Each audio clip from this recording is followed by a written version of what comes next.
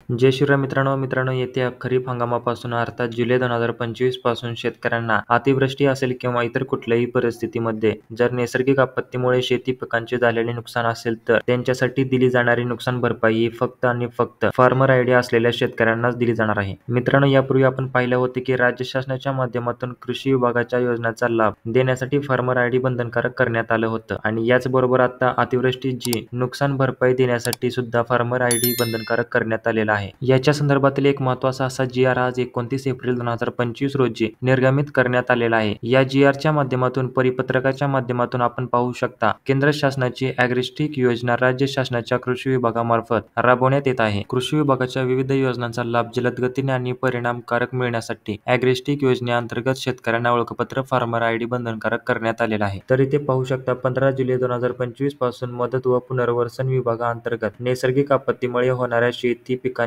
शेतजमिनीच्या नुकसानीच्या मदतीसाठी कृषी विभागाच्या ॲग्रिस्टिक योजनेअंतर्गत मिळालेले शेतकरी ओळखपत्र फार्मर आयडी बंधनकारक करण्यात येत आहे. शेतकरी नुकसान मदतीसाठी प्रचलित पद्धतीनं जे काही पंचनामे असतील हे पंचनामे करत असताना याच्यामध्ये फार्मर आयडी नंबर टाकण्यासाठी एक रकाना खाली ठेवण्यात येणार आहे. याचबरोबर ज्यावेळी शेतकऱ्यांची केवायसी होईल ती केवायसी प्रक्रिया पार पडत असताना सुद्धा त्याच्यामध्ये फार्मर आयडी साठी एक ऑप्शन दिला जाणार आहे. अशा प्रकारचे काही महत्त्वाचे असे मुद्दे याच्यामध्ये टाकण्यात आलेले आहेत. तर टप्प्याटप्प्याने ही पंचनामा राज्यात सुरू असताना पंचनाम्यामध्ये शेतकरी ओळखपत्र क्रमांक अर्थात फार्मर आयडी हा बंधनकारक करण्यात आलेला आहे. अशा प्रकारचे काही महत्त्वाचे असे मुद्दे या परिपत्रकाच्या माध्यमातून देण्यात आलेले आहेत. शेतकऱ्यांना दिल्या जाणाऱ्या सर्व प्रकारच्या नुकसान भरपाया या देत असताना फार्मर आयडी असेल तरच त्या शेतकरी बांधवांना त्याचा लाभ मिळणार आहे. त्याच्यामुळे आता फार्मर आयडी शेतकऱ्यांना काढणं हे बंधनकारक करण्यात आलेलं आहे. मित्रांनो, फार्मर आयडी काढण्यासाठी कुठल्याही प्रकारची कागदपत्र लागत नाहीत. तुमचा आधार नंबर, मोबाईल नंबर, शेत जमिनीचे सर्वे नंबर ही माहिती तुम्ही घेऊन स्वतःच्या मोबाईलवरून आपली फार्मर आयडी अगदी सोप्या पद्धतीने काढू शकता किंवा जर तुम्हाला जमत नसेल तर